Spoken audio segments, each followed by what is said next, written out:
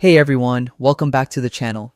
Today, I'm going to show you how to easily adjust letter casing in WordPress.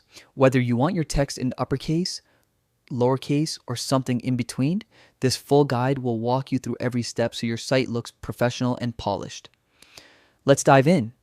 Logging into WordPress first, open your web browser and head over to wordpress.com. Click the login button at the top right, then choose Continue with Google. Make sure you select the correct Google account that's linked to your WordPress site. This keeps your access secure and seamless. Once you're logged in, you'll land on your WordPress dashboard. Here, find and click Edit Site. This opens a site editor where you can make all your design and text formatting changes in one place. Now, locate the paragraph or text block you want to modify. Click on it to highlight it. On the right-hand side, in the typography panel, look for the three-dot icon. Click it to reveal advanced text options. This is where the magic happens. From the menu, select Lettercase.